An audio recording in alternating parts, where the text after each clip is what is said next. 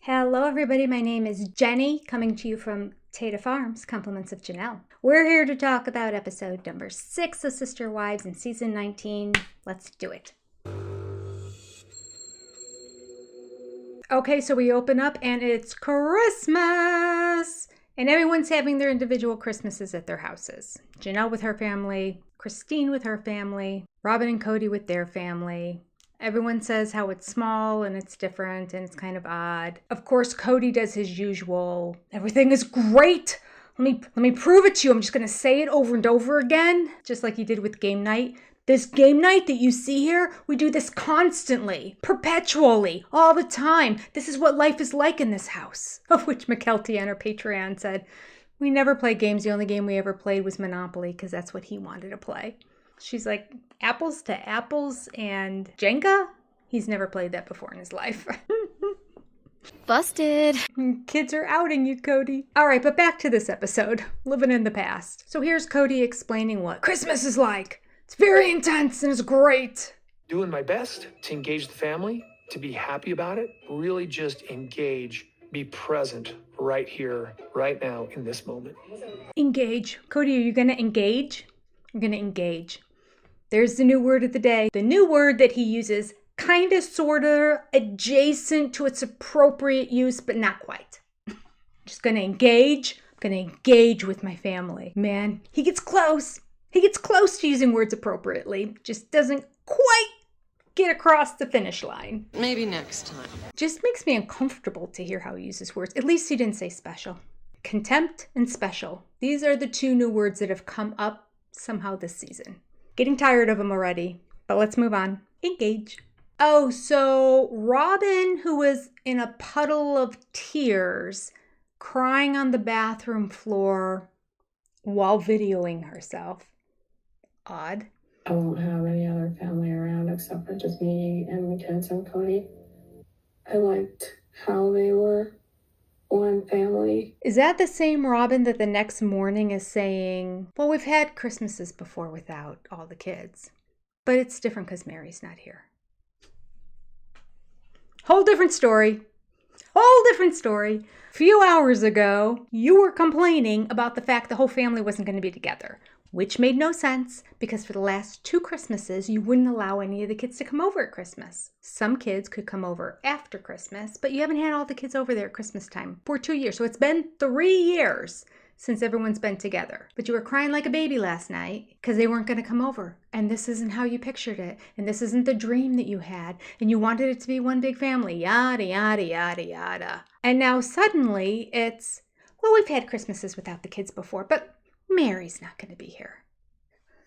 I mean, get your story straight, woman. It wasn't my first Christmas without everybody else, but it was my first Christmas without Meri. So you're crying like a baby because Meri wasn't going to come over? And Meri was not over for Christmas morning. She came over later on in the evening. So your Christmas morning is exactly the same as it's been for the past few years. So what's the problem? Moving on. So a lot of things are unwrapped. At first, when I heard that, I thought they were saying, there's just a whole lot of presents here. And that's Kody, which is the whole spiel we heard last year. He says she loves Christmas and buys all this stuff. She says that he overdoes it because he's compensating for the loss of the rest of the family. But they both admit that they overgive gifts to the kids, which we will see coming up in a future recap of McKelty and Tony talking about the first few episodes, of which they're not too kind about Kody. I'll be talking about that a little bit. And in there, Tony says Kody just overdoes it with the gifts for these kids. Yup.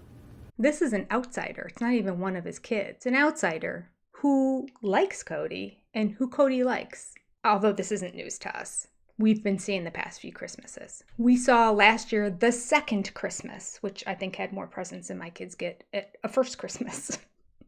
That was Christmas number 2, the day later. Anyway, that's not what they meant. I think what they meant is there's a lot of gifts here. Like, we wouldn't have ever known this or realized it, but apparently the kids were given a lot of gifts unwrapped. There's so much that's unwrapped here. That's Kody. Robin likes to wrap all the presents. A lot of work. So we're usually up way, way late. So they didn't have anything to wrap. So it was just a matter of, here's stuff. Apparently, Robin thought Kody was going to be wrapping them, and Kody thought Robin was going to be wrapping them. So this is proof that Kody did not know Robin was on the floor self-recording herself about how miserable she was this Christmas. Because she was busy doing that, she couldn't be wrapping presents. The other thing I'm thinking is, I put off wrapping to the last minute as much as the next person. But if you know you're giving your kids 1,000,003 gifts apiece, you might want to start a few weeks early wrapping. You have a 4,500 square foot house. There's places you can put the wrap presents away until Christmas. Just some friendly advice. Oh, aren't you sweet? All right, for Christine's Christmas, she has all the kids except Peyton, I think. Did she say Peyton? I can't remember. I think they were all there except for Peyton. McKelty said it didn't feel like Christmas because it wasn't chaotic enough. It will never be as chaotic as a Christmas with Kody present. She's going to have to just get over that. But once those 2 twin boys start to become toddlers, chaos will come. But the frenetic energy of, let's do this, everybody here, let's go here. No, we're going to eat now. Everyone stop. Like, everybody, nobody's listening to me. That's Kody. That's gone, and you should embrace it. This is what people call a joyful holiday, a Merry Christmas. Meri has friends that she is going to visit, longtime friends from a long time ago, up in Salt Lake City that she's going to see. One of the friends actually babysat her when she was a kid. Another friend looks like she's a little bit younger. She's been friends with her since she was younger. So it's nice that Meri has some place to go and spend Christmas Day. I don't know where Audrey and Leon are again. I completely respect if they don't want to be put on camera, but it makes them look bad that Meri's going through all this and that they're not going to spend Christmas with her or invite her to be wherever they are. I don't know. I don't get it. I don't understand. I have no answers. The Christmas at Maddie's house just makes me really, really happy because it kind of resembles my home, and the tree looks sort of like the tree that we had, and it just is so familiar with like little kids and presents around the floor, some wrapping paper that didn't get tossed away. I was always trying to like clean up as we were going along so that it wasn't utter chaos and we didn't end up throwing away something important. It looks like Maddie did the same thing. Basically, all the wrapping paper's gone, but just like scattered pieces of things and toys around. It's just exactly what my house always looked like. Maddie has redone that home she bought to make it so cute and quaint. It's like a little Martha Stewart home now. She took a home that looked like it was out of the 70s and made it trendy. She has good taste. Okay, then we have a little montage here where they go through all the homes and they play this really sad Christmas music. Hark how the bells. Hark. I think it's Carol of the Bells. But they took it down to a slow tempo and made it really sad and kind of depressing and put these interviews over it about how different it is this year. So we'll just bypass that really quick because it was just depressing across the board. And nothing really terrible was shared. They just all talked about how different it's going to be. The interesting thing is, I'm not going to talk about it. Here I am talking about it. McKelty was sort of complaining about how the dynamic's different and this is how it's going to look now and things are going to be different and it's just going to be smaller and that. But the reality is, when you have little kids and Santa comes, there's nothing better than those kids running down the stairs in the morning and seeing that Santa showed up and the presents were under the tree. You don't want to spend Christmas Day somewhere else across the country. You want that experience for your kids in your home because Santa came to your home to see them. And travel at Christmas time, very expensive. Not that affordable when you have young kids. So this year would have looked different even if the whole family was together. I would not have been surprised even if the boys were all in good terms with Kody and Robin and they were at the house. I wouldn't be surprised if Janelle would have decided to go to North Carolina because I really doubt that Maddie would have traveled with Caleb and the kids. Evie wasn't in any of the pictures. It was just her son, so it made it seem more quiet. I'm sure when both the kids are up and running around, there's a little bit more chaos, but the production company for some reason wanted to make it just seem like everybody was just miserable on Christmas. I think that's what they were going for anyway. I love Christmas time. I have loved the years that we have spent together. I have loved all the memories that we've created. And people evolve. And we don't do that anymore. And that's okay. There's no way for me to know what each year is going to bring. It'll probably be something different every year.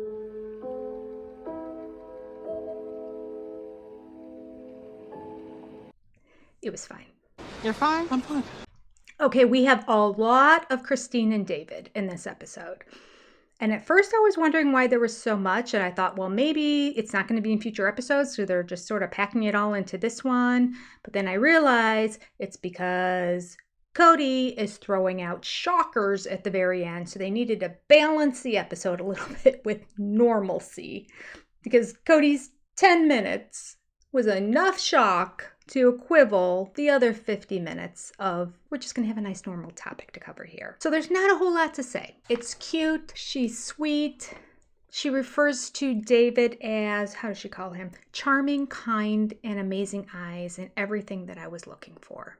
Just fell head over heels in love with this man. He has 8 kids, trumped her. And 11 years ago, when his wife passed away, his youngest of the 8 kids was only 6 years old, which is such a tragedy. I can't even.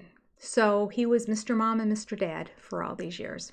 That would make the youngest of his 8 kids 17 years old right now. So a little bit older than Truly. And David is 8 years older than Christine, which came up because Tony said sometimes he just talks for shock value. He likes to throw out tampons and nipples and just different things, or he's just a not grown up yet child and still inside of his body. I'm not sure. I hope it's that he's grown up and he's just trying to do it for shock value and his humor is just a little bit off. At any rate, they had met David the other day. It wasn't on camera. What did everyone think of him? Oh yeah, he's nice. Tony says he reminds me of Kody. I like him. I'm glad you guys like him. He reminds me of Kody. Oh God. Oh, fine. Wow. It's true. You gotta expand on that. There couldn't be a bigger insult to give to this sweet man than to say, you remind me of Kody Brown.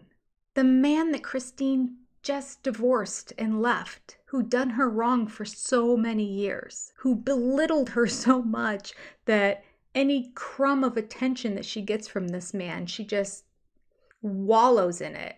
And her need for constant touching and affection to make up for the years of not getting it from Kody is hard to watch for me because I'm not a PDA person, but I understand where she's coming from. Anyway, the man that put her in that condition is the man that Tony thinks reminds him of David.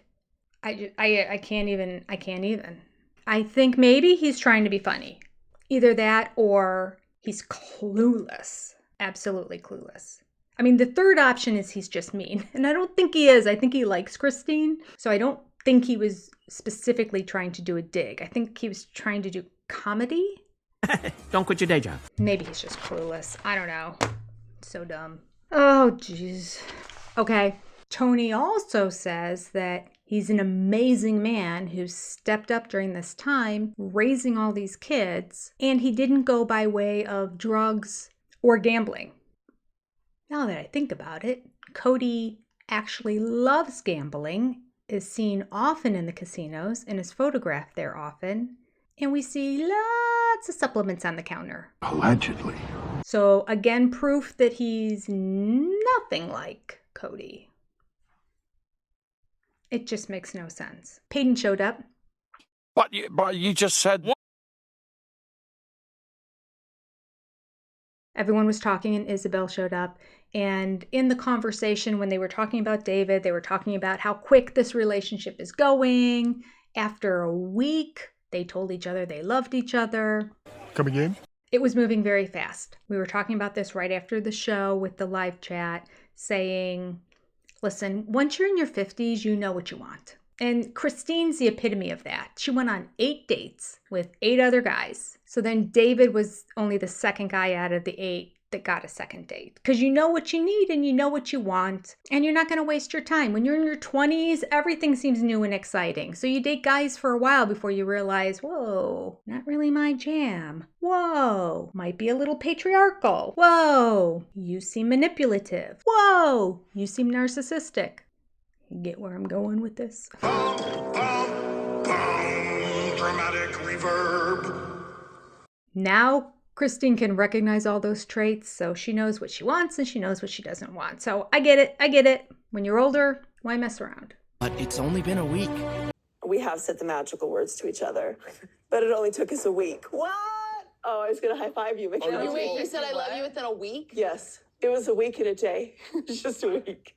It's not funny. So Isabel admits that she's having a difficult time with it. Apparently Christine has a lot of PDA in front of the kids. Totally don't agree with that at all. That's not necessary. If she wants to play, I'm 16 years old and this is my first boyfriend, that's fine. Go live it out on your own, on a date, not in front of your children. Not in front of your children.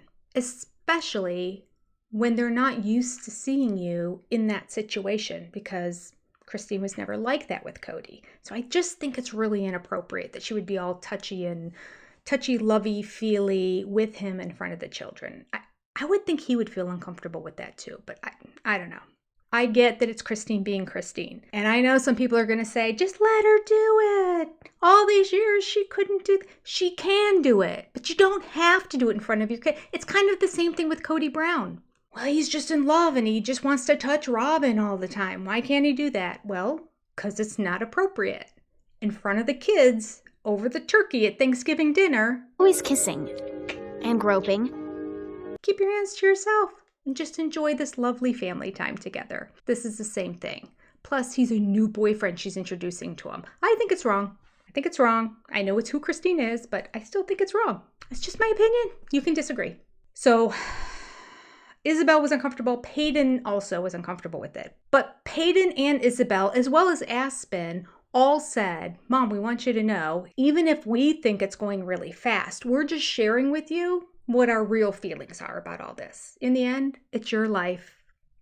And we're not telling you don't keep progressing in this relationship. We're just saying it's a little uncomfortable for us. And Christine said, good, because I'm not going to stop.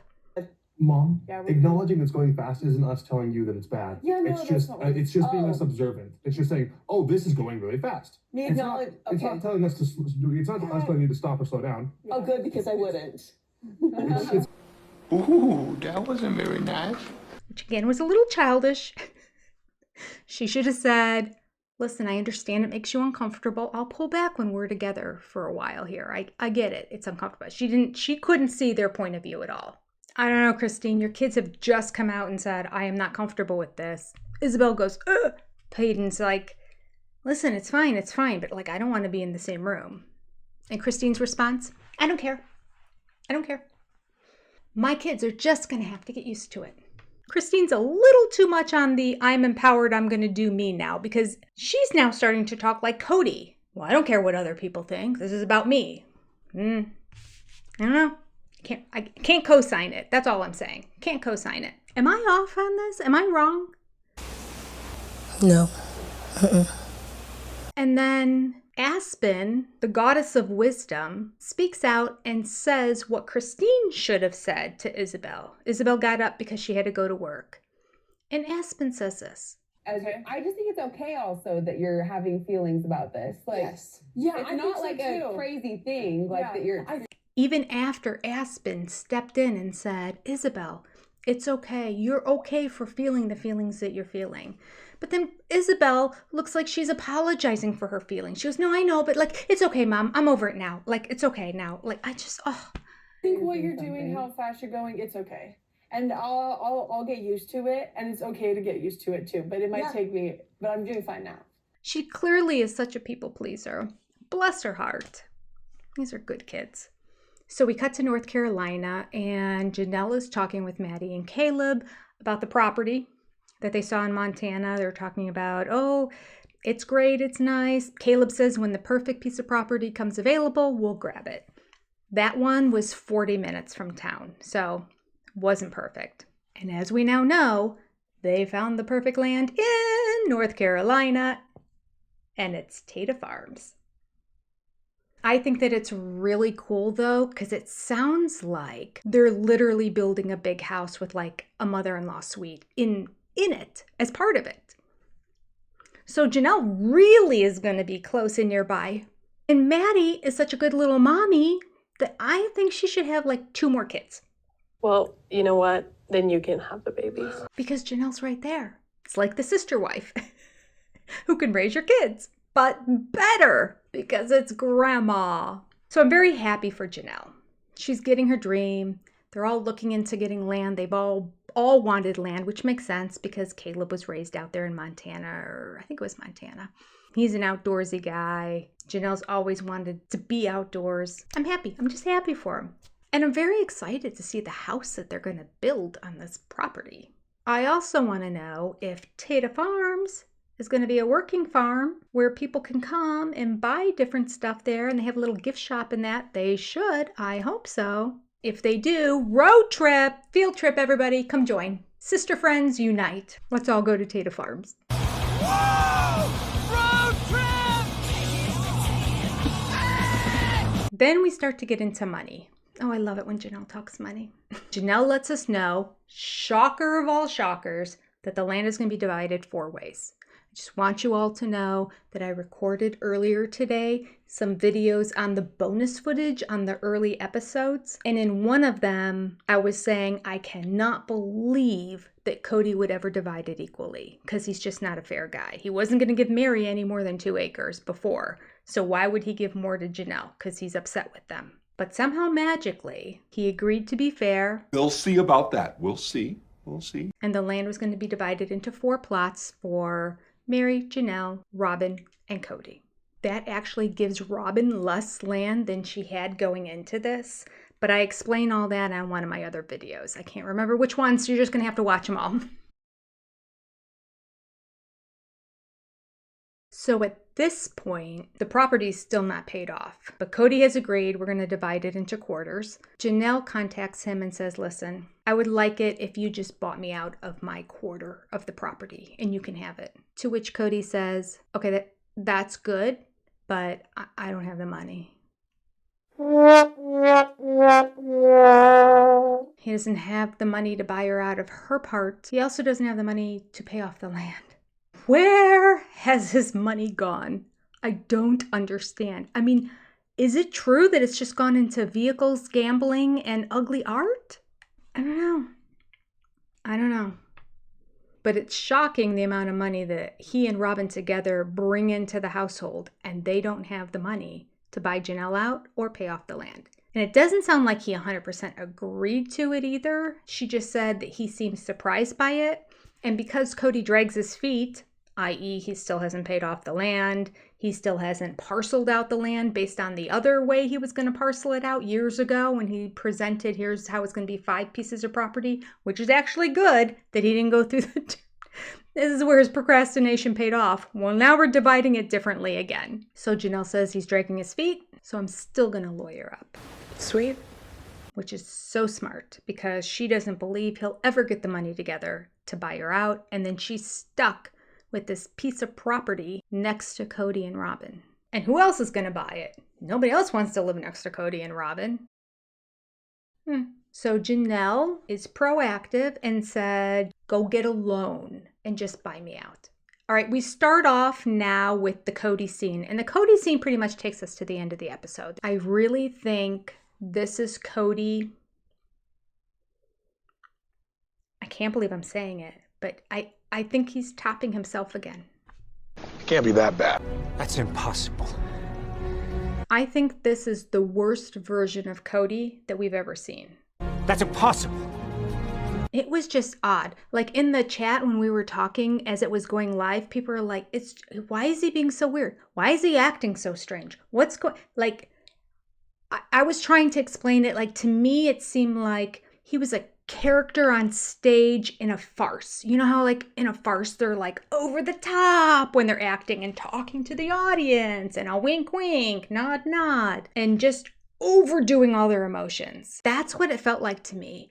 And the way he was delivering it and the way his tone of voice and everything, it all just felt like he was acting like another person. It was really bizarre. It was like somebody came into his body and it was Kody's body, but some really creepy odd guy, which is, I know, odd to say that the creepy odd guy is not who Kody is, because he is, but like this was like at a whole nother level.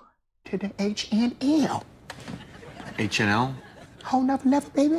A whole nother level. So reflectively, later on, the talk over piece that Kody records about why he's going over to Meri's house, I right off the bat, I'm like, excuse me? This is clearly a man who is upset and pissed off that Meri went to the elders of the church to get the release. And we're about to see him hold it against her. Let's step aside for a second. Let's remember, we just saw over a decade of Kody keeping her at arm's length, beyond arm's length, not going into her house, taking her on one date a year, no intimacy for over a decade, and him telling her over and over again, I just don't think that this is good. Oh, but then when he needs something, maybe we'll make this work again. That's how he got her to go to Flagstaff. The old cat and mouse game, is it? If you come to Flagstaff with your money and help us pay for this property, I think this could be the beginning of a new relationship for us. Came right out and told her that. Was all sweet with her, held her hand. We hadn't seen him hold her hand since like season 1. I'm having a magical moment every time I come to a property here. Let's go home. Really? You had magic over there with me? Yeah, that was magic. I love that place. And me? Yeah, and you. Over there? Yeah.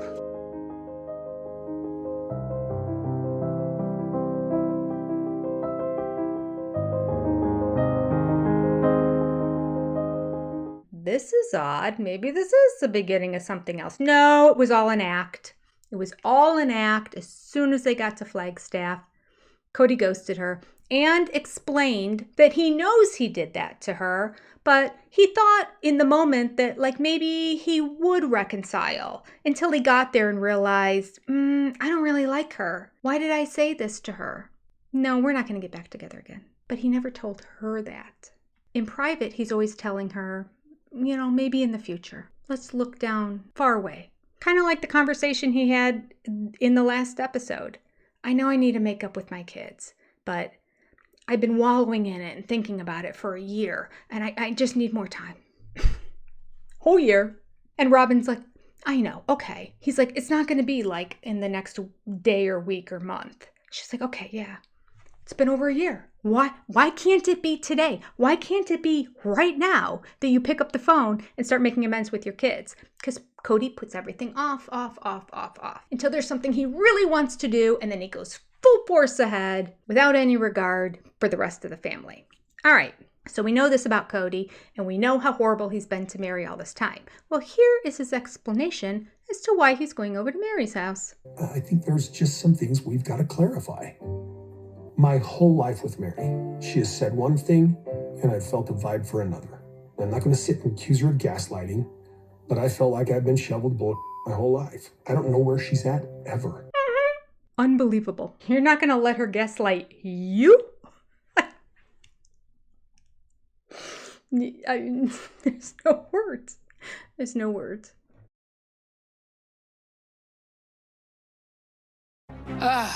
Here we go. When I'm in love with a woman... Ooh, goosebumps on my head. Goosebumps on my head. Oh. That was so creepy. What's wrong with your face? When I'm in love with a woman, that's her fault. What? So what happens if I'm not in love with a woman? It's your fault. Is that just my fault? According to that logic. Yes. If I'm mad about a woman, passionate, want to serve her, want to rub her feet. Stop being dramatic. If I want her to feel special all the time, if I'm in love with a woman. Why are you yelling? I think that is her fault. I'm confused. I'm confused. That makes no sense. Kody and his dumb words again. It is her fault. And then he ends it with that little smug smile again, too. Like he was so proud of himself. So proud. He made an analogy. That's not a good analogy. Made no sense. Completely wrong. But he thinks he made an analogy. I think he's trying to be poetic and clever. And it's just missing the mark every time. Just say what you're thinking. Somehow that's too difficult for him to manage. That if I do love you, it's your fault. Fault is the wrong word, Kody. It doesn't make sense. It's not even poetic. Maybe he was trying. It's okay. Here we go again. Let's define fault for everybody. Ready, people? Okay. Definition of fault. I can't believe we have to do this. His speech, language, and vocabulary makes me every video. I'm putting it on the videos now so you guys see what I go through. I normally edit this stuff out. Okay. Here we go. A fault. Criticizing for inadequacy, mistakes, unattractiveness, unsatisfactory. Especially in a person's character. Oh, goodness. What is a simple definition of fault? Let's ask Merriam-Webster. It means an imperfection or a weakness of character. Case closed. If I'm in love with you, it's because you have a weakness of character and imperfections. It makes no sense. No sense. None. You're an idiot, Kody. Gosh, he just spews out words. Oh. All right, I'm not getting myself worked up over this. He is not worth my blood pressure rising. Bring it down, Jenny. Bring it down. The intensity in this interview on the couch as he's trying to explain this too. It's so unsettling in my soul. I don't know why. Like, I don't deal with anybody in my life who acts like this. Maybe that's why. I feel like it would be like a trigger, as they like to say, based on somebody who I have to interact like this, you know? A father, a brother, a husband, a boss, you know, like some other man in my life. But honestly, I don't know anybody that acts like this. To me, he looks crazy. And maybe that's it. Maybe I'm unsettled because I'm so unfamiliar with this that I don't know what to make of it. I get the sense of wanting to flee. You know how there's like fight, flee, or freeze? I really want to flee. And yet I'm choosing to watch this and discuss it with you. What's wrong with me? I literally can't stop watching. Kody starts off the whole conversation with the most smug look on his face again. Ugh. Ugh. And I know later on that smug look is coming back because I remember it being in the trailer. He just started off sitting down there like,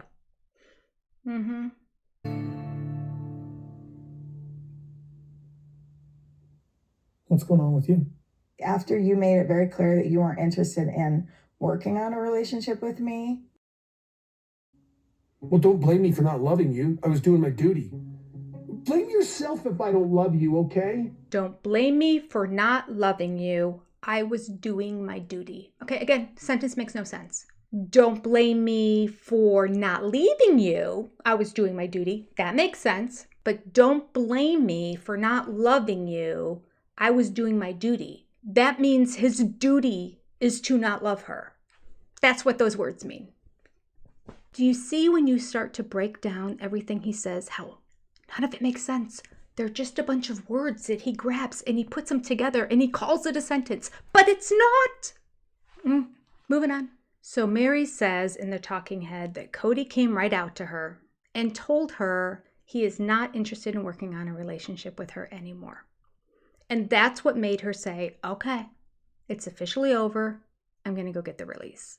Now this scene is edited and things are clipped out, so we don't hear what Meri said ahead of time, but Kody's very upset with her. He says, you want me to own it that much? She's like, I didn't say anything about owning anything. And then he said, well, I did say that I could fake through it. What a guy. What an honorable man. He's so proud of himself. He is so proud of himself that he will not work on the relationship at all, but he will show up, take her money, and eat her food. That makes him a godly man. He really thinks that that is an amazing gesture that he gave her. I will fake it and pretend like I like you in public, not in private. So Meri's like, no, I don't want you to fake it. And then he says, well, that's not me saying that I'm not willing to work through it. Oh, this whole scene is for these leaders at the AUB church. He is so steaming mad over that phone call he got in the car that told him, your wife is granted immunity. She is free like a bird because you abandoned her. He does not like abandonment, which she admitted. And this is why he's been stringing her along so long. I mean, I think it's partly the money too, but I used to think it was just the money. But now I realize his pride is even bigger than I thought. His pride is so big that he doesn't want other people to think that he had a wife leave him. So he will put her up in the barn dominium with the rest of the junk just to say that he still has all his wives. Well, because one's already gone, so he can't have two go. Because at this point, he's just separated from Janelle.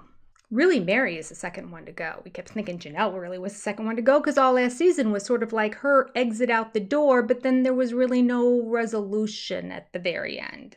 And so they're technically still separated from each other, even though it's been months, like 9 months, a long time. And Janelle is probably playing ball with him because she knows she needs to get her money out of Coyote Pass. And hopefully her money out of the house that she gave to Robin and Kody.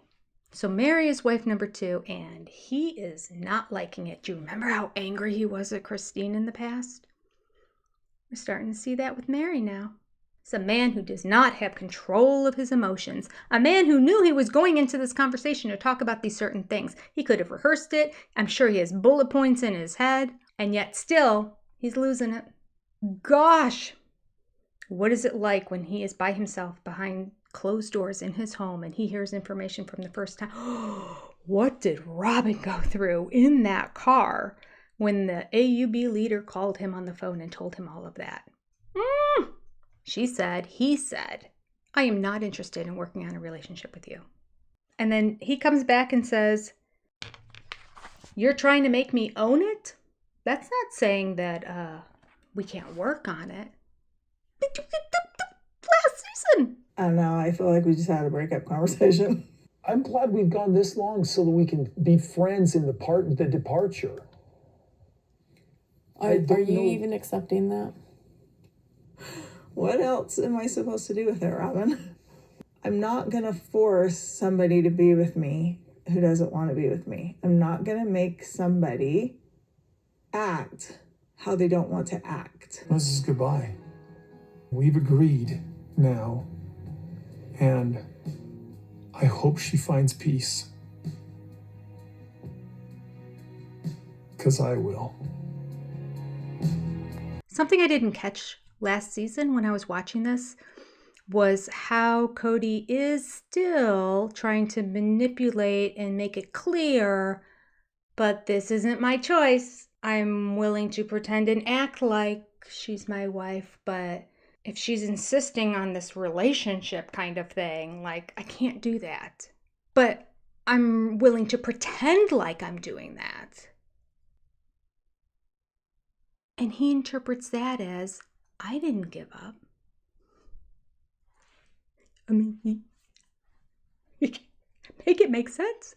And then Meri has a really good point. What is he talking about that he's willing to act and fake it? He hasn't. It's been 8 to 10 years. He's not acting or faking like we're a couple at all. He never sees me. He doesn't want me around at all. I've been abandoned. It is the definition of abandonment, what he did to her. But his definition in his head of abandonment is words. As long as I don't say these specific words, you have to leave, I don't want you here anymore. If those words don't come out of his mouth, he hasn't abandoned her. Is that crazy or what? Another word the man doesn't understand. Abandonment. He has redefined the word in his head, and he's convinced he's right. So here we have classic Kody manipulating behavior, and it just creeps me out. Kody again is working really hard, working overtime to get Meri to say either we came to a mutual agreement that it was going to be over, or that it wasn't Kody's decision, it was Meri's. So he's playing this game and they're dancing around all the language back and forth, accountability, everything. And she's like, I don't even know what you're talking about. Why are we getting in an argument here, Kody? What is happening here?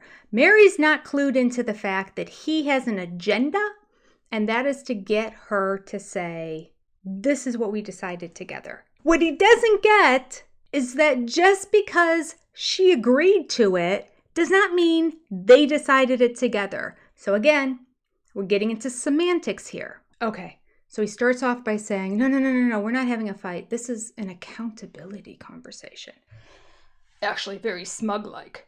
It's an accountability conversation. It's an accountability conversation. She's like, yeah, okay. All right, he's setting her up. Next line. Right. That we agree mutually that the relationship isn't going to progress. You're right, we did. Okay. That we agreed mutually that the relationship wasn't going to progress. Meri's like, well, yeah, I mean, in the end, you said it wasn't going to, and I said it wasn't going to either because I want to be in a relationship with you and you don't. So, but she didn't go that far. Unfortunately, she's falling into his trap right here. He's getting her to agree with his words, which he intends to mean one thing, and she's interpreting it as another thing. He's interpreting it as, so you decided that you didn't want to be with me anymore, just like I didn't want to be with you. So together, we mutually did this. There was no abandonment. She's saying, I've been abandoned for over a decade. So when he said, we will never get back together again, I agreed. I guess it's over. Do you see the difference there? But he's playing this song and dance for the cameras because he's trying to show the AUB leaders. It was her. It was her, not me. Progress. You're right, we did. Okay.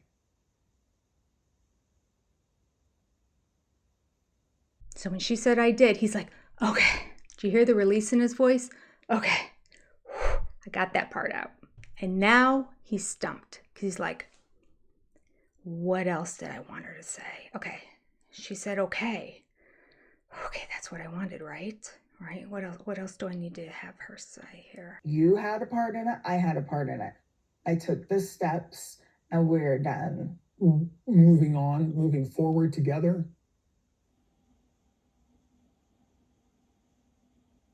There's no moving forward together. Right. Okay. So Meri's saying exactly what he wants. He wants to put an exclamation mark at the end of all of this. So he's trying to get her to say, we're not going to be together anymore. So he's baiting her to finish the sentence. And the finishing of the sentence is, we're not going to be together anymore. She's letting everyone know she's breaking up with him. That's what he's trying to set up here. Watch this. It's masterful. It is a master class. It is a doctorate level class on narcissism at its finest.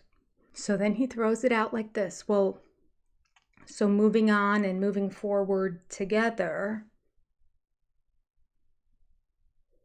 And he's just waiting for her to say, we're not going to be together anymore. And then he can be like, she said it. She said it. Did you hear her? This is all just linguistics and semantics right now. He looks like the biggest a-hole in the world, but he thinks he's winning. And in a way he kind of is, because Meri is walking into his trap.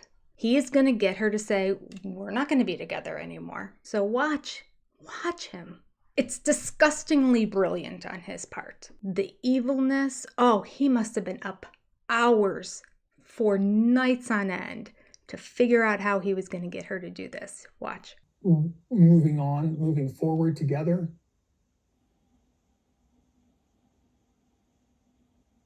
There's no moving forward together. Right. See.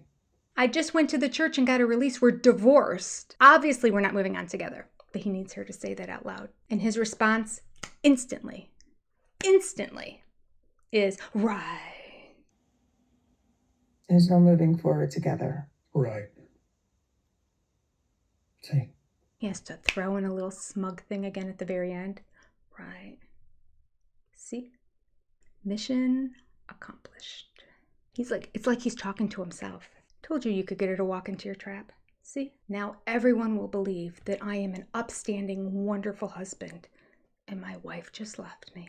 It's so evil and disgusting, I can't even put it into words. Hello, you have made it halfway through the episode.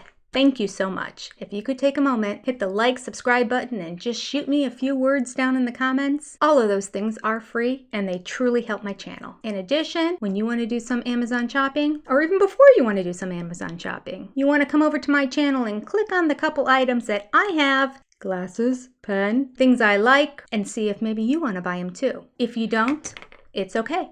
Zero obligation. Simply by checking it out every time you do, benefits the channel. While you're there on Amazon, start browsing around and do some shopping. Thank you all. So Meri throws in a little dig here. The breakdown of mine and Cody's relationship is definitely not all on him, because I definitely had my part in it. And I don't think that he likes to see that he failed. But if you didn't want to fail, maybe you shouldn't have married the wrong person 1 or 2 or 3 times. And Meri, again, being the more mature person. I'm more mature now. More centered. Didn't seem like she was. Boy, her therapist is amazing. I want to go to her therapist. I don't go to a therapist, but I would do virtual sessions with her therapist because I think that woman would make me a better person. I swear to God. Everybody should have therapists. So she points out, Kody, you failed. You failed. If you don't want to be a failure, don't do things that will make you fail not once, not twice, but 3 times. Oh, ooh, burn. 3 failed marriages. Tres. Meri's serving it up, boy. Serving it up. I love it. You're not only a failure, you're a failure 1, 2, 3 times. Yeah, take that, Kody. In your face! I got a special phone call from a special person. There's that word again. I got a call from the church. They said they give Meri a release, a divorce on account of abandonment. And I just don't believe that that's true at all. She was never abandoned. So again, Kody doesn't understand the term abandonment. So he's just going to say it again. Just not true. I don't believe I ever abandoned her. I mean, how can he say it with a straight face? Delusion. He has not been with this woman for over a decade, and he won't even casually, as friends occasionally do, stop by her house. He takes her out to dinner on their anniversary, dinner only, and that's when she calls him to remind him, it's their anniversary, are we going out to dinner? If that's not abandonment, I mean, I think his terms of abandonment must literally be, I have to put you into a box like a dog and stick you out in the rain. No family, no money, no nothing. That's abandonment. You had a house. You had a roof over your head and you had a bank account. You had a job. You're not abandoned. You're blessed, Meri. Oh, goodness. I'm starting to get a headache. We're going to have to wrap this up. Kody, being his true evil self, decides to throw out a few more digs, but not just at Meri. I'm also going to throw one at Janelle and one at Christine for good measure. Oh, but I need to make sure that I reiterate that Christine left me because, God forbid, Christine go to the leaders of the AUB. I cannot have 2 people go there. I know Janelle would never go. Christine, she's a wild card. I know damn well. Stop talking like that. That I don't want to be in this relationship. And I know damn well that I don't want to be in a relationship with Janelle. Stop it! And I know that Christine did me a favor by being brave enough to leave. So So I'm going to throw this out there, and I'm going to throw a little extra something about Christine so that when it gets back to the leaders of the church, in case Christine goes there, I have something to defend myself now. But I said this on film, remember? Again, he thinks words are solutions. He doesn't see his behavior for the past 2 decades as counting for anything. As long as his words say, I can do it. He's unbelievable. We know what Christine's dad, who used to be the leader of the church, what he said about Kody at Christine's wedding. You finally got a good man. Something like that. What was, I don't remember the exact words. We have to go back and look at my wedding videos to see it. It was such a dig at Kody. And he wasn't doing it to grandstand. He was whispering in her ear, but she was mic'd. So he's telling her, like, I'm so proud of you and I'm glad that you moved on. I'm glad you got away. I'm glad you found a really good man. That was horrible. A bad look for Kody. And now the head of the church has granted a release. Oof, another blow to Kody. So he has to make sure that he can be the spin doctor and flip this one around, make it look like the church made a mistake, but then on the side talk to the church and go, don't you dare give Christine one of these. Didn't really fight the Meri one. I'll tell you what, just try Kody to get Christine on camera and manipulate her. Please try. That will not happen. Meri, I love you. And you are standing up for yourself and you are moving on. You're doing all the right stuff. But she's still a little bit under his control because he's a narcissist who's manipulated her for over 30 years. Can't break away like that from it. She's doing a great job, but he manipulated her in this scene to get her to say what he wanted her to say. In my opinion. So now we have a scene where Kody's even more smug than he was when he first came in. How is that possible?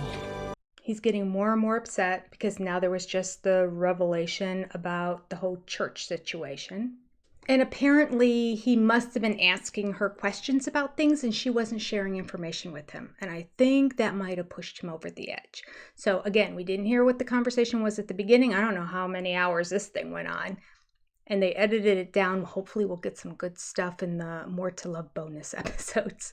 I'll cover it if we do. But right now, Meri just said, I'm not going to share more information with him. He's got other wives that are doing their own thing too, and they're not sharing with him what they're doing. I'm not going to share with him what's going on with me. He's not going to like it. I think he's just starting to realize that because we know Kody has FOMO. And so he is miffed about something that Meri's not sharing with him. So now just watch his disposition get even smugger and angrier and more biting and cruel. Why'd you move so quickly on it then? Quickly? So he throws out a line for her. Listen, it's confusing from day one. It was confusing from day one, which I don't even, what does that even mean? It's confusing from day one. I don't even know. Maybe, again, there was an edit and the line before made it make sense. But like, what's confusing from day? Were you confused on whether you should get married or you should not get married? I don't understand. The sentence makes no sense. Surprise! So Meri responds to it and he cuts her off. Just not even gonna let you finish what you have to say. She starts to say, that's sad to me that, what do you mean? I just want to punch his face. That's sad to me. What do you mean? That our relationship was so confusing. That our relationship was so confusing after the first year, the second year, the fourth year, or whatever.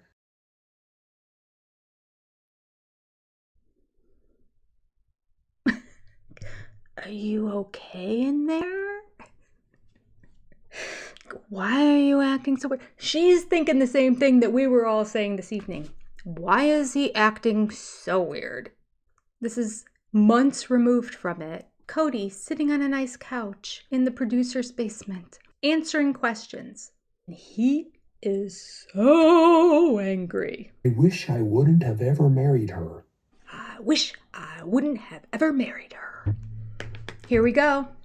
Again, sorry, speech-language pathologist by nature. Kody's next words. Grabbing random words, putting them together, they make no sense. He says, I married a girl who I just didn't love so much that I wanted to serve her. Makes absolutely no sense. Absolutely no sense. Absolutely no sense. I married a woman that I just didn't love so much that I wanted to serve her. I married a girl who I did not love so much that I wanted to serve her. Kody, he starts a sentence, and as opposed to stopping when he realizes he doesn't know what he's saying because he's just a rambler, he thinks that if words keep coming out, it'll repair what he's saying or the thoughts and ideas will come about. But they don't. They don't, because his brain doesn't make sense and his vocabulary is off. His definitions are not that great. His lexicon is weak, and his intention is evil. Now again, quietly sitting on the couch. What does Kody say next? And then because whatever I did was never enough. Never enough. I would be so scared to spend the night under the same roof with this man. Nothing about all of this is right. It's off. Scary, scary man. So Kody reiterates again, marriage was no good from the very beginning. And he can prove it because his relationship was better with Christine and Janelle and Robin. And two of them didn't make it. They didn't survive. Do you know what he's saying? They quit. They left. They couldn't handle it. They couldn't handle polygamy. Throwing in another dig. Hey, AUB, do you hear me? I had a good relationship with the other two wives in case they come to you. They couldn't handle polygamy. They left. But I'm gonna talk and explain it like this. This marriage was on the rocks the entire marriage. And how would I know that? Because I had such a better relationship with Janelle, with Christine, with Robin. And Janelle and Christine didn't survive. And then he says, I should have gotten out 25 years ago. I thought you said you couldn't get out. I thought it was an impossibility to get out. Why would he say those words if it wasn't a possibility? I think the anger in him on top of it is amplified over the fact that he clearly was wearing sunglasses while he was riding on his little bike, because his whole face is beet red and it's white circles around his eyes. And so it just sort of makes the whole scene kind of comical. I mean, it makes it feel like you're really talking to the devil. So here's Kody again, I manipulated Meri before in the conversation. Let me do it again. Let's double down in case they don't believe or understand what she said. So he's sitting back with his hands hanging down between his legs like he's really cool. I wish you would have made your choice sooner. Again, I'm going to put this back on Meri just to make it clear. I didn't choose this. This was all Meri. We're going to one more time get her to say it, just for good measure. Meri snapped out of it. She's back. I wish you would have made your choice sooner. My choice was always to stay. Had I wanted to leave sooner, I would have left sooner. Yes, girl. You didn't choose to leave. You chose to stay. You chose to stay for all these years. You chose to stay for a decade after he abandoned you. Take that, Kody. And Kody's just sitting there confused again. Ah, shoot. That backfired. I gotta think of another angle. So Kody goes on to this mantra, and I'm not going to play it all. It's basically him saying that the leadership will never let you marry again if you discard wives. Which doesn't make any sense. Kody doesn't want any more wives. He doesn't want to live plural marriage. At least that's what he says. So you'd think he would just discard the ones that he's not interested in. And he says in the plural form, I've had terrible relationships, but I didn't discard them. Well, actually, what he said was, I was in a terrible relationships. Like plural? Plural. So, grammar, it's not for everybody. I was in a terrible relationships. Starts a sentence, singular, ends it, plural. Who knows? So then he goes on to say that he was in a terrible relationship with all these women, but, see, now this is how he's justifying it. He didn't know he was in a terrible relationship with them. Oh, you didn't know? He can't just say, I loved my wives, I loved them all, but then I met Robin, and it was just something different. I realized the love I had from my first 3 wives was very different from the love I had from this wife. So maybe what I called love wasn't love, and it was just deep affection or appreciation or something like that. I don't know. But there's something different between me and Robin. That's authentic. That's real. He cannot say that. I didn't know that I was in a terrible relationship because apparently, according to him, all his friends were in terrible relationships. Everyone in this faith is miserable. I mean, it is possible. So he just thought this is the way it is until he met somebody that was different. But this is the creepy way he describes it. You don't know you're in a bad relationship. You just think you're in a normal relationship until you're in a normal relationship that has deep emotional intimacy. What are you getting ready? What are you doing with your hand? Deep emotional intimacy. I don't like that. That's disgusting. I never want to hear those words ever come out of his mouth again. Spine tingling. Deep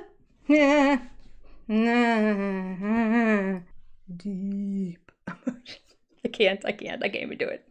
We're done. Never doing it again. Sorry. He's so disgusting. But wait, he's more than so disgusting. I thought the worst was over. I was mistaken. Anyone who has a child younger than a teenager, please take them out of the room. Kody Brown is about to speak. That has deep emotional intimacy instead of the... This is his example of his relationship with Robin. This is his example of his relationship with Meri. And he calls it F&F, a term I've never heard of before. But luckily, Kody will basically define it for us. Some people call it F&F, and the second word is fight. Are you sure about that? Or F&F, and the first word is fight. That doesn't create intimacy. That just creates orgasms. Not for her. No, it's not fight or flight. The absolutely classless man is describing his relationship with Meri as fighting, then ing. He's disgusting. He's a pig. He's creepy. I've never had any level of respect for this man, but if there was a sliver or a hair of it, that's now gone. He said that on national television. Nope. He said that on international television. I feel like vomiting. Give me a drink. I can't believe TLC put it on the air. But then again, I'm not watching all the 90-day stuff in that. Maybe this is normal talk for other shows. This is our sweet little sister wives. He's the worst. Poor Meri. In the few years she did have intimacy with the man, out of 30 years, maybe the first half of them, Kody describes it as just the big O. For him, maybe. No intimacy. It's not a knife in the kidney. That is a knife to her heart. It's a horrible thing to say. Horrible. But now he's gonna jab her with a knife right in front of her, right to her gut. This is the clip from the premiere where he said, it's not marriage that sucks, it's marrying the wrong person. Meri's reaction is just, why so mean, Kody? We're just here to have a conversation. You started to turn it into a fight. I brought it back down, but now you're like, okay, I'll do really quiet, passive-aggressive, whispery type evil things to you. You know what really sucks? It's not divorce that sucks, it's marrying the wrong person because you don't know.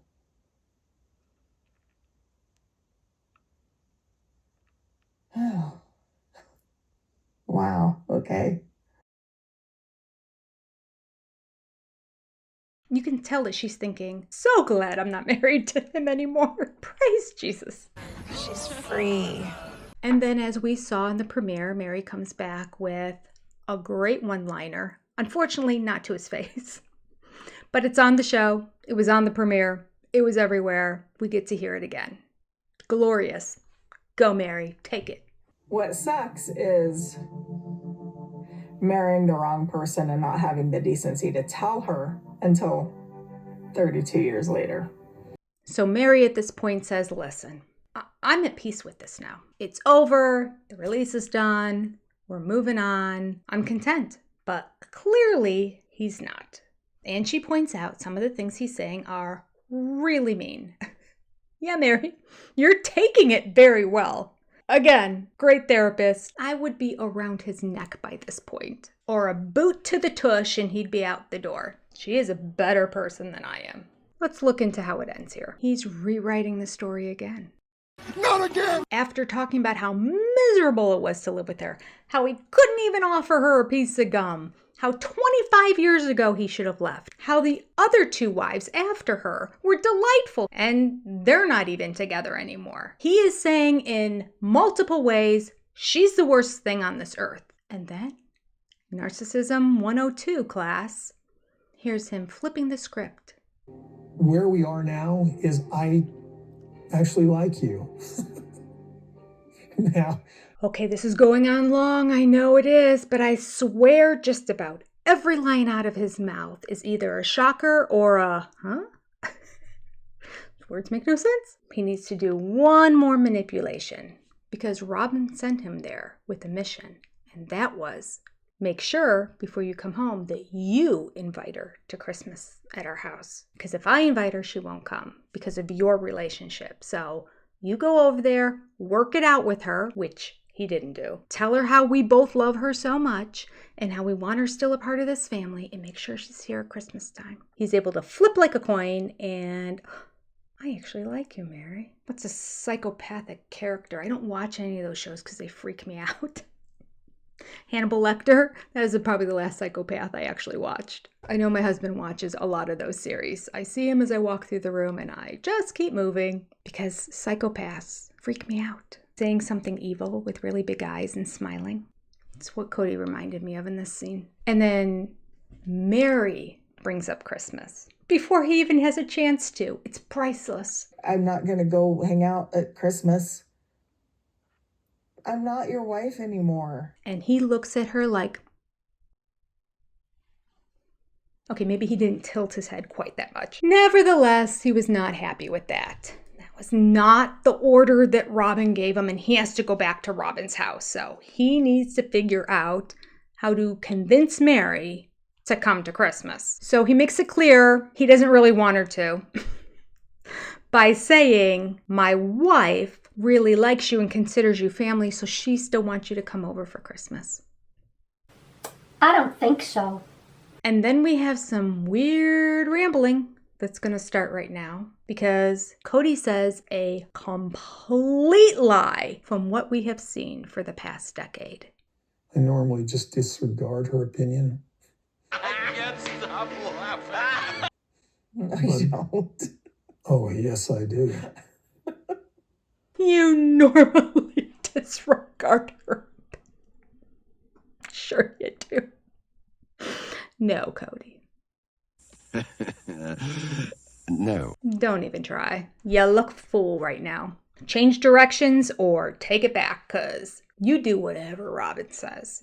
She's the boss. Kody's like, I'm really not looking good here now. I normally don't listen to her opinion. Meri, she just laughs. So good. She just keeps laughing. Kody has to defend himself now. His manhood is being challenged. So he says this. Really? You don't know me if you think that I'm not a man of my own mind. Wait. You don't know me if you don't think I'm a man of my own mind. I can't do his voice no matter how hard I try. I'll take some steroids next week and maybe that'll change it for us. Okay. So that line was being served out to the manosphere who might happen to be watching this. Or maybe it's even the leaders of the AUB who have taught him and trained him to be the head of his family, and clearly they're all leaving. You failed. So he needs to make it clear that the one he's got left, he's in charge of. She's like, no, you're not, Kody. You do whatever she says.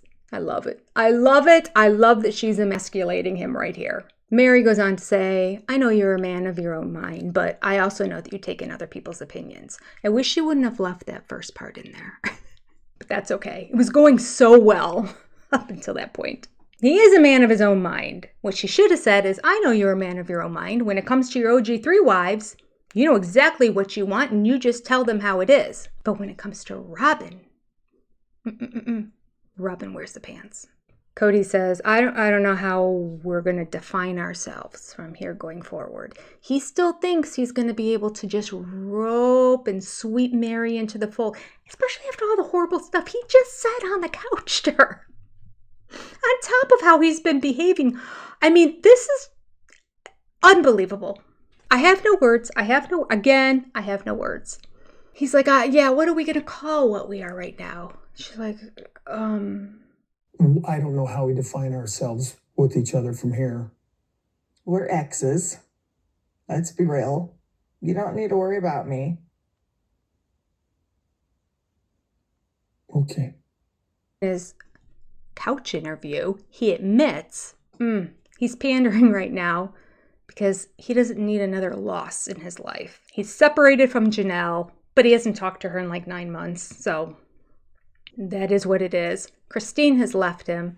Meri's gone, and she's gone to the church to nullify the marriage. Lose. He needs to get Meri at least to stay close and be a friend. Friend of the family, if not family. It does not look good on him to either the church, to Robin, or to the overall public that he's going to have another loss. And this wife who he's been able to manipulate more than any of them. This is the one he should definitely be able to get to just come over. She's not having it. And in the couch interview, Kody says, I just hope that Meri calls me when she has something fun to share. Something fun to share. I thought he was going to say, I just hope Meri calls me if she's like really in need one day. If she ever needs something, I want her to know I'm here. Oh, no. Because I know she has nobody now. And her child doesn't even live in the same state. So she is by herself. Don't think he cares. But no, that's not what he was going to say. I just hope she calls me when she's got something fun to share. No, Kody, you're the last person she's going to think of when she has something fun to share. I'm embarrassed that my other divorces have created contempt. Oh, we're back to contempt. Contempt started this season. It's interesting that he starts the next sentence with, I am embarrassed about it, because that really is taking ownership, which is very unusual for Kody. But he claims that the divorces have created contempt. I don't know how the divorces created. If we have to use the word contempt, which I know there's so many other better ones here. First of all, his other divorces, I see no contempt involved there, unless it's on his part. But what is contempt? Contempt is like disrespectful or a disregard for somebody. And Janelle and Christine have gone out of their way to be respectful of him. But it doesn't matter because Kody's saying there's contempt. I mean, there kind of is. He's being disrespectful to them. All the ways he talks about them, all the ways that he talks about their kids, that's contemptuous. I don't see where the contempt comes in other than that. I think he just learned that it's a negative word, so he's just going to use it. Contempt. And contemptuous enemies. Yeah, I'm sad about that. Contemptuous enemies? I mean, I can't even. That's redundant. This is the very last line of the episode. I mean, disrespectful, disobedient enemies? The man can't say a sentence without throwing in a bunch of adjectives and adverbs. Whether they're appropriate or redundant or just not useful or just completely wrong. He loves himself some adverbs and adjectives. Contemptuous enemies, not just enemies. He's not upset that there's enemies in the family. He's upset that there's contemptuous enemies. Whatever. It is 3 o'clock in the morning. It's going to take me forever to edit this video. Why, Kody? Why? You're killing me. I need to get sleep. All right. I'd say it was a good episode, but he's starting to go off the rails so much that getting to the point of maybe not even enjoying this anymore. He's lost it. It's not fun anymore. I get why there was so much Christine in it, but there just wasn't anything to really say about it. His stuff, the stuff he says is just insane. Just insane. I hate this! Hey! pretend yet. I love this. Love, hate, hate, love. Okay, so far TLC has only dropped 4 of the More to Love episodes. I have recorded my reactions to 3 of them so far. So I'm going to start working on editing those at the same time that I'm editing this. So I don't know what you're going to see first. But as they come out with episode 5 and eventually episode 6 and so on and so forth, I'll continue to make reaction videos to that because I know a lot of you do not see the More to Love episodes. They're the TLC episodes that we're watching, but they have bonus scenes in them. So keep your eyes open for that. Always remember, Tuesday nights, we do a live show discussing Sunday night's show. The best thing to do is hit the little bell button down below this video. That way you'll be notified via either text or email, however you have it set up in your YouTube platform, whenever I post something new. You'll be the first to know when it gets posted. Keep in mind that the top level subscribers do get a few hours early access to the review videos. But once I get the More to Love videos together, those will go out to everybody all at the same time. Okay? Check, check, check, and check. We're actually coming back next week to do this again. Are we really? Are we? Did we agree on that, sister friends? Did we? We agreed. Okay. It's a date. You take care. Have a wonderful week. Thank you for sticking this out with me. Have a good evening. Take care. Bye-bye. That was intense.